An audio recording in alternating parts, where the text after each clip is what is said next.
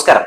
സംസ്ഥാനത്ത് ഭരണമാറ്റം അനിവാര്യമാണെന്ന സച്ചിദാനന്ദന്റെയും സാറ ജോസഫിന്റെയും പ്രതികരണങ്ങൾ ഇന്ന് മാധ്യമങ്ങളിൽ നമ്മൾ കണ്ടു. വളരെ പ്രാധാന്യത്തോടെ ബ്രേക്കിംഗ് ന്യൂസ് ഒക്കെ ആയാണ് നമ്മുടെ മാധ്യമങ്ങൾ ആ വാർത്ത റിപ്പോർട്ട് ചെയ്തത്. വീണ്ടും വീണ്ടും അത് ഷെയർ ചെയ്തും വീണ്ടും വീണ്ടും ടെലികാസ്റ്റ് ചെയ്തും ഒക്കെ മാധ്യമങ്ങൾ വലിയ ആഘോഷമാക്കുകയാണ്. എന്നാൽ പുരോഗമന കലാസാഹിത്യ സംഘം സംസ്ഥാന വൈസ് പ്രസിഡന്റും എഴുത്തുകാരനുമായിട്ടുള്ള അശോകൻ ചെരുവിൽ ഇവർക്കെതിരെ ഒരു പ്രതികരണം രേഖപ്പെടുത്തിയിട്ടുണ്ട്. ഇവരുടെ പ്രതികരണത്തിനെതിരെ വളരെ കഴമ്പുള്ള, നമുക്കൊക്കെ വളരെ പ്രാധാന്യത്തോടെ റിപ്പോർട്ട് ചെയ്യാൻ തോന്നുന്ന ഒരു പ്രതികരണം അദ്ദേഹം നടത്തിയിട്ടുണ്ട്. പക്ഷെ നമ്മുടെ മാധ്യമങ്ങൾ ഇല്ല, ഞങ്ങൾ ഈ വാർത്ത കൊടുക്കില്ല എന്ന നിലപാട് സ്വീകരിക്കുകയാണ്. അതെന്തുകൊണ്ടാണെന്നൊന്നും ഞാൻ പറയേണ്ട കാര്യമില്ല. നമ്മുടെ മാധ്യമങ്ങളുടെ ഇടത് വിരുദ്ധതയുടെ തീവ്രത എത്രത്തോളമാണെന്ന് ഞാൻ പറയാതെ തന്നെ നിങ്ങൾക്കറിയാം. എന്നാൽ നമുക്കൊന്ന് അശോകൻ ചെരുവിലിന്റെ ആ ഫേസ്ബുക്ക് പോസ്റ്റ് ഒന്ന് വായിക്കാം. അപ്പൊ നിങ്ങൾക്ക് മനസ്സിലാകും എന്തുകൊണ്ടാകും ഈ വാർത്ത റിപ്പോർട്ട് ചെയ്യാതെ അങ്ങ് പോയത് എന്ന്. തോൽപ്പിച്ചും തകർത്തും ഇടതുപക്ഷത്തെ സഹായിക്കാൻ ശ്രമിക്കുന്നവർ, CPM-നെയും കോൺഗ്രസിനെയും ഒന്നിച്ചു രക്ഷിക്കാൻ ഇത്തവണ ഇടതുപക്ഷത്തെ പരാജയപ്പെടുത്തി UDF-നെ അധികാരത്തിൽ കൊണ്ടുവരണമെന്ന വാദഗതി ആദ്യം മുന്നോട്ട് വെച്ച പണ്ഡിതൻ ശ്രീ MN കാരശ്ശേരിയാണ്. തുടർച്ചയായ അധികാരം കൊണ്ട് CPM തകരും എന്നാണ് അദ്ദേഹത്തിന്റെ ഭയം. UDF-നെ അധികാരത്തിൽ കൊണ്ടുവരേണ്ടതിന്റെ കാരണമായി അദ്ദേഹം പറയുന്നത് ഇത്തവണയും ഭരണം ലഭിച്ചില്ലെങ്കിൽ കോൺഗ്രസുകാർ ഒന്നാകെ BJP-യിൽ ചേരും എന്നുള്ളതാണ്. ഓർക്കേണ്ട ഒരു സംഗതി, കാരശ്ശേരി മാഷ് ഈ വാദം 2021-ലും ഉന്നയിച്ചിരുന്നു എന്നതാണ്. എന്നാൽ വോട്ടർമാർ CPM-നോട് അദ്ദേഹത്തിനുള്ള അത്ര സ്നേഹം പ്രകടിപ്പിച്ചില്ല. ആ പാർട്ടിയെ അധികാരത്തിൽ കൊണ്ടുവന്ന് നശിപ്പിക്കാനാണ് അവർ തീരുമാനിച്ചത്. ഇപ്പോൾ പ്രിയപ്പെട്ടവരായ സച്ചിദാനന്ദൻ മാഷും സാറ ജോസഫ് ടീച്ചറും കാരശ്ശേരി മാഷെ പിന്തുടർന്നിരിക്കുന്നു. സച്ചി മാഷിന്റെ വാദം ഏറെ കൗതുകമായി തോന്നി. പ്രതിപക്ഷമാണ് ജനാധിപത്യത്തിൽ പ്രധാനം. അവിടുത്തെ ശൂന്യത നികത്താൻ കൂടുതൽ ഉത്തരവാദിത്തമുള്ളവരായ ഇടതുപക്ഷം അങ്ങോട്ട് മാറി നിൽക്കണം. ചില ഘട്ടങ്ങളിൽ രക്ഷിക്കാനും ചില ഘട്ടങ്ങളിൽ നശിപ്പിക്കാനും വേണ്ടി ഇടതുപക്ഷത്തെ, പ്രത്യേകിച്ചും അതിനകത്തെ കമ്മ്യൂണിസ്റ്റ് പാർട്ടികളെ വിമർശിച്ച ചരിത്രമാണ് ഈ വലിയ എഴുത്തുകാർക്കുള്ളത്. കാരശ്ശേരി മാഷും സാറ ടീച്ചറും തൊപ്പി വെച്ചിട്ടാണ് രംഗത്തിറങ്ങിയതെങ്കിൽ അതിനു മുമ്പേ തന്നെ തോക്കു പിടിച്ചിറങ്ങിയ ചരിത്രമാണ് സച്ചി മാഷ്ക്കുള്ളത്. എന്നാൽ ഇങ്ങനെ വിമർശിക്കുന്ന ഇവർ ഇടതുപക്ഷത്തിന് അന്യരാണോ? ഒരിക്കലുമല്ല. രണ്ടു കാരണങ്ങളാണ് അതിനുള്ളത്. ഒന്നാമത്തേത്, ഇവർ പ്രതിഭാശാലികളായ എഴുത്തുകാർ ആണെന്നത് തന്നെ. രണ്ടാമത്തേത്, ഇടതുപക്ഷത്തെ വിമർശിക്കുന്ന മറ്റു ചില സാഹിത്യ നായകന്മാരെ പോലെ ഇവർ രാഷ്ട്രീയ ഹിന്ദുത്വ പക്ഷത്തോട് അനുഭാവം പുലർത്തുന്നില്ല. സംഘപരിവാർ ഭീകരതയെ എതിർക്കാനും തള്ളിപ്പറയാനും ഇടതുപക്ഷത്തോടൊപ്പം തയ്യാറാകുന്നു. ഇത് ഇക്കാലത്ത് വളരെ പ്രധാനപ്പെട്ട സംഗതിയാണ്. രാജ്യത്തെ തകർത്തുകൊണ്ടിരിക്കുന്ന ഹിന്ദുമത രാഷ്ട്രവാദത്തെയും തങ്ങളുടെ ആവശ്യത്തിനു വേണ്ടി അവർ പോഷിപ്പിച്ച് സംരക്ഷിച്ചു കൊണ്ടിരിക്കുന്ന ഇതര മത തീവ്രവാദങ്ങളെയും തള്ളിപ്പറയാൻ തയ്യാറാകുന്നവർക്ക് അവർ സാംസ്കാരിക നായകന്മാരായാലും മത സമുദായ നേതാക്കളായാലും വലിയ പ്രസക്തിയാണ് ഇന്നുള്ളത്. ഈ നായകരുടെ ഉള്ളിലെ കമ്മ്യൂണിസ്റ്റ് വിരോധം, സ്ത്രീ വിരുദ്ധത, പ്രമാണിത്വം, പ്രൊഫഷണലിസത്തിന്റെ ഭാഗമായ നിഷ്പക്ഷതാ നാട്യം തുടങ്ങിയ വിഷയങ്ങൾ ഈ സന്ദർഭത്തിൽ അത്ര പ്രസക്തമായി ഇടതുപക്ഷത്തിന് കാണാനാവില്ല. കേരളത്തിൽ നടന്ന സാമൂഹ്യ പരിവർത്തന പ്രക്രിയയിൽ പ്രിവിലേജ് നഷ്ടപ്പെട്ടതിന്റെ ഗൃഹാതുര സങ്കടത്തിൽ അഭിരമിക്കുന്ന നിരവധി പേർ സാംസ്കാരിക രംഗത്തുണ്ട്. അവരിൽ പലരും അതിന്റെ പക ഇടതുപക്ഷത്തോടാണ് പുലർത്തി കാണിക്കുന്നത്. എന്നാൽ സംഘപരിവാറിനെതിരെ നിലപാടെടുക്കുന്ന പക്ഷം അവരെ അകറ്റി നിർത്താൻ ഇടതുപക്ഷത്തിനാവില്ല.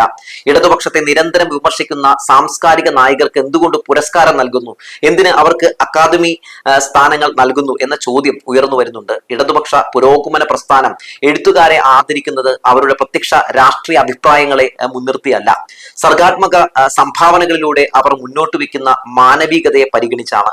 പ്രത്യക്ഷമായ രാഷ്ട്രീയ അഭിപ്രായങ്ങൾ പല സാഹചര്യങ്ങളിൽ ഉണ്ടാവുന്നതാണ്. ഓരോരുത്തരുടെയും വ്യക്തിപരമായ അനുഭവങ്ങൾ, വർഗവംശ പാരമ്പര്യങ്ങൾ, പ്രകോപനങ്ങൾ, പ്രൊഫഷണലിസത്തിന്റെ ഭാഗമായ നിഷ്പക്ഷ നാട്യം എന്നിവയൊക്കെ അതിന് കാരണമാവാം.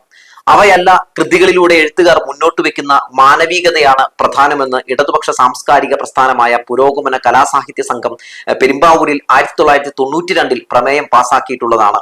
ആദരണീയനായ എഴുത്തുകാരെ അക്കാദമി ഭാരവാഹികളായി നിയോഗിക്കുമ്പോഴും അവർക്ക് ബഹുമതികൾ നൽകുമ്പോഴും അവരുടെ വായു മൂടിക്കെട്ടും വിധമുള്ള ഒരു നീക്കവും ഇടതുപക്ഷം നടത്തുക പതിവില്ല.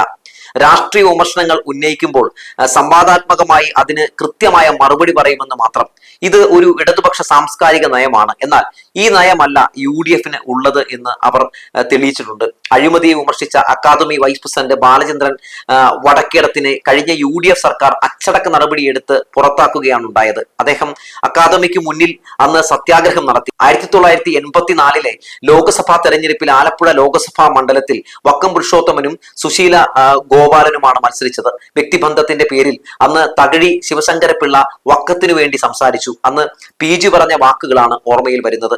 തെരഞ്ഞെടുപ്പ് രാഷ്ട്രീയത്തിലെ തകഴിയുടെ ഭരണവർഗ നിലപാടിനെ ഞങ്ങൾ ശക്തിയായി എതിർക്കുന്നു. പക്ഷേ അദ്ദേഹത്തിന്റെ കൃതികളുടെ മഹത്വം ഞങ്ങൾ ഉദ്ഘോഷിക്കുക തന്നെ ചെയ്യും എന്നാണ് എന്തായാലും അദ്ദേഹം പറഞ്ഞിട്ടുള്ളത്.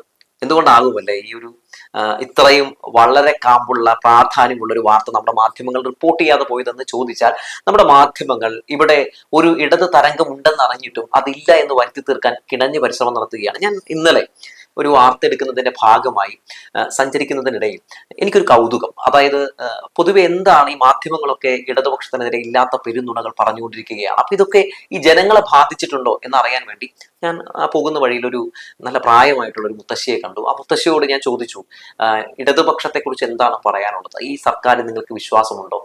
നിങ്ങൾ ഈ ഇടതുപക്ഷത്തിനെതിരേക്ക് വരുന്ന വാർത്തകളൊക്കെ കാണുന്നില്ലേ എന്നൊക്കെ ചോദിച്ചപ്പോൾ എന്നെ അത്ഭുതപ്പെടുത്തി കളഞ്ഞു ആ മുത്തശ്ശി എന്നുള്ളതാണ്. ഈ മാധ്യമങ്ങളിൽ വരുന്ന വ്യാജ വാർത്തകളൊന്നും തന്നെ ഇവരെ ഒരു രീതിയിലും ബാധിക്കുന്നില്ല. അവർക്ക് സത്യം തിരിച്ചറിയാൻ കഴിയുന്നുണ്ട് എന്നുള്ളതാണ്. പ്രത്യക്ഷത്തിൽ അവർക്ക് ഈ സർക്കാരിനെ തൊട്ടറിയാൻ കഴിയുന്നുണ്ട് എന്നുള്ളതാണ്. ആദ്യം തന്നെ ഞാൻ ആ പകർത്തിയ വീഡിയോ ഒന്ന് കാണാം. ഈ സർക്കാർ അധികാരത്തിൽ ഇരുന്നാൽ മാത്രമാണ് പെൻഷൻ കിട്ടുള്ളൂ എന്ന് വിശ്വസിക്കണ്ടോ? അതെ, ഇവര് ഈ വന്നേ പിന്നെയാണ് പെൻഷൻ കിട്ടി തുടങ്ങിയത്. പിന്നെ ഇവരല്ലാണ്ട് പിന്നെ ആരാ നമ്മൾ വിശ്വസിക്കുന്നത്? കണ്ടില്ല എത്ര നിഷ്കളങ്കമായാണ് ആ മുത്തശ്ശി സംസാരിക്കുന്നത്. ഈ സർക്കാരിനെ അല്ലാതെ പിന്നെ ഏത് സർക്കാരിനെയാണ്, ഏത് പാർട്ടിയാണ് വിശ്വസിക്കുക എന്ന് പറയുകയാണ്. ആ അമ്മയുടെ രാഷ്ട്രീയമൊക്കെ ഞാൻ പരിശോധിച്ചു. അമ്മയ്ക്ക് അങ്ങനെ പ്രത്യേകിച്ച് ഒരു രാഷ്ട്രീയമൊന്നുമില്ല. നാടിന്റെ രാഷ്ട്രീയം എന്തോ, അല്ലെങ്കിൽ നാടിനെ ഗുണം ചെയ്യുന്ന ആര് എന്ത് ചെയ്യുന്നോ അതിനെ പിന്തുണയ്ക്കുന്നു. അതാണ് അമ്മയുടെ രാഷ്ട്രീയം എന്ന് പറയുന്നത്. അപ്പോ അത് മാത്രമല്ല, അമ്മ പറയുന്നു പെൻഷൻ ഞങ്ങൾ കിട്ടി തുടങ്ങിയത് പിണറായി വന്നേ പിന്നെയാണ്, മുടക്കമില്ലാതെ കിട്ടുന്നു എന്ന് പറയുന്നു. ഓഫ് ക്യാമറ അമ്മ അതിലേറെ കുറെ കാര്യങ്ങൾ സംസാരിച്ചിരുന്നു കേട്ടോ. അതിനുശേഷമാണ് ഇത് എനിക്ക് പകർത്തിയാൽ കൊള്ളാം എന്ന് തോന്നിയത്. അപ്പൊ അമ്മ വാതോരാതെ സംസാരിക്കുന്നു. അമ്മ പറയുന്നു, ഈ സർക്കാർ ഭരിക്കുമ്പോൾ ഞങ്ങൾക്കെല്ലാം ലഭിക്കുന്നുണ്ട് എന്ന് അമ്മ പറയുകയാണ്.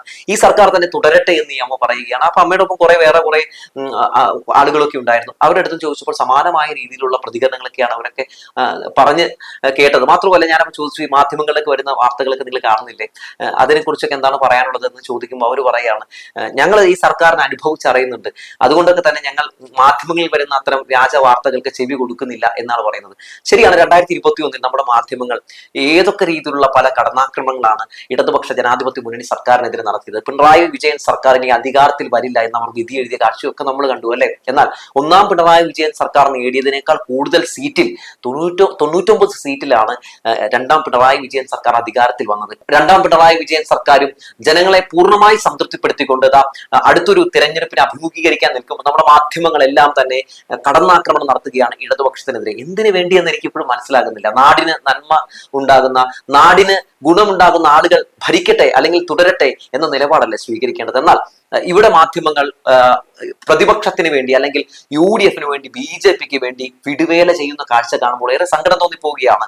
എനിക്ക് തോന്നുന്നു കോൺഗ്രസിന്റെയും BJP-യുടെയും ഒക്കെ PR വർക്കും അതും ഇതൊക്കെ ചെയ്യാൻ വലിയ രീതിയിലുള്ള പണമാണ് ഒഴുക്കിക്കൊണ്ടിരിക്കുന്നതാണ് എനിക്ക് തോന്നുന്നത്. പലരും നമ്മളെ വിളിച്ചിട്ട് ചോദിക്കുന്നു, നിങ്ങൾ ഇത്തരം വാർത്തകൾ കൊടുക്കാൻ കഴിയുമോ, വലതുപക്ഷത്തിന് അനുകൂലമായ അല്ലെങ്കിൽ BJP-ക്ക് അനുകൂലമായ വാർത്തകൾ കൊടുക്കാൻ കഴിയുമോ എന്നൊക്കെ പലരും നമ്മുടെ ചാനലിലേക്ക് വിളിച്ചു ചോദിക്കുന്നു. അപ്പൊ ഞാൻ ചോദിക്കുന്നു, അവരോട് തിരിച്ചു ചോദിക്കുന്നു, എന്താണ് നിങ്ങൾ ഉദ്ദേശിക്കുന്നത്? അപ്പൊ അവർ വലിയ പേയ്മെന്റുകളൊക്കെയാണ് നമ്മുടെ അടുത്ത് വിളിച്ചു പറയുന്നത്. ഇപ്പൊ ഇത്ര പേയ്മെന്റ് തരാം, നിങ്ങൾ ചെയ്യ് എന്നൊക്കെയാണ് പറയുന്നത്. ഞാൻ എന്റെ നിലപാട് വളരെ വ്യക്തമായി പറഞ്ഞു. നാടിന് ഗുണമില്ലാത്ത ഒന്നും ചെയ്യാൻ ഞാൻ തയ്യാറല്ല എന്ന് ഞാൻ പറഞ്ഞു.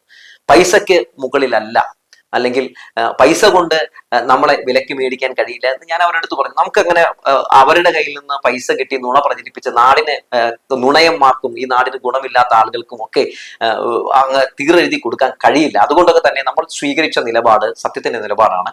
അതുകൊണ്ട് നമ്മുടെ മാധ്യമത്തിൽ വരുന്ന വാർത്തകൾ സത്യസന്ധമായിട്ടുള്ള, അന്വേഷിച്ചറിഞ്ഞ് കണ്ടെത്തിയ വാർത്തകളായിരിക്കും. ആ വാർത്തകൾക്ക് കൂടുതൽ തിളക്കം ഉണ്ടാകുന്നത് നിങ്ങൾ ആ വാർത്തയെ വലിയ രീതിയിൽ തന്നെ സപ്പോർട്ട് ചെയ്യുമ്പോഴാണെന്ന് പറഞ്ഞു വെച്ചുകൊണ്ട് നിർത്തുകയാണ്.